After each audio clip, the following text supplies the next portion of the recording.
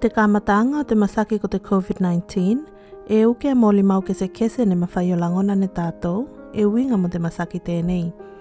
I te ata tēnei, ka mawhai o maua ne tātou ni whakamatalanga tonu ki nai moli mau e winga mo te masaki ko te COVID-19.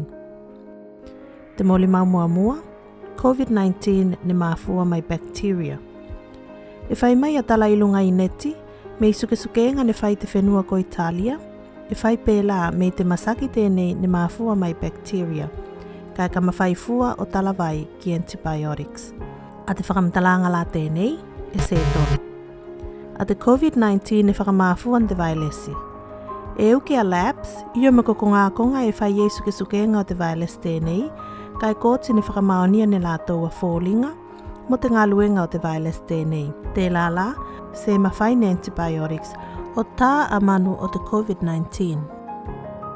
Te lua mōli mau, me ainu mālosi mo te COVID-19. Whai mai nisi o mōli mau me ka whai e mau a koen te COVID-19, ka inu koi me ainu mālosi i o mako alcohol, a te manu o te coronavirus, ka mawhai o mate, ona ko te mālosi o te alcohol ne inu ne koe. A te whakamtalanga tēnei e se tonu foki.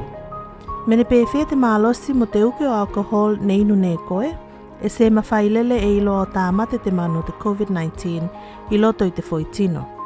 Te tolu o moli mau, ka aliki mo te COVID-19.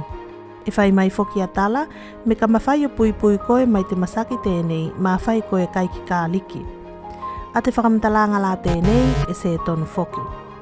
E se ki ai lele i loa nei ne whakapātonunga, me ka whai e kai koe ki ka aliki, a koe ka se mawhai o pokon ne masaki tēnei.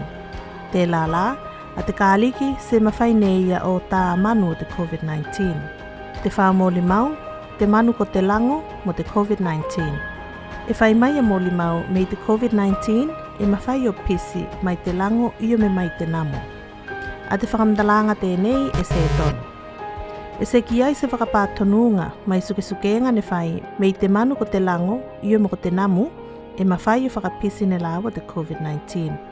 A te vailesi te lai whakamāfua ne ia te COVID-19 e mawhai fua o pisi ma whai a koe ne mānawa ki potu ngā suāwale o te tino te la ne masaki te COVID-19 kai ne tale mai i o mene mawhatua mai ne ia ki tua. Te limau mō limau, e whai mai me ka whai e pokotia koe te COVID-19 ka mawhai o maua ne koe te masaki tēnei i tō wolanga katoa. A te whakamtalanga la tēnei e se tonu. Tuko ukenga o tino ne pokotia te masaki tēnei, ko oti katoa ne lei kai maa losi whailoa. Te lala, sos taimi e langona ne koe vai ngā tala kai pēnei i o whakamtalanga mai tino e winga mo te masaki ko te COVID-19, e tā ua ke e whoki koe o toi whakamaonia te tonu mo te se tonu o vai ngā tala pēnei, mai te matanga luenga o te ola lei, i o te sekiseni o te Mythbusters i te website o te WHO. Tēnei te awala ka mawhai o ngā lue whakatas tātou, o whakafōli i te aweawenga o vai ngā tala kai pēnei, i lunga i tō atu whenua ko Tuvalu.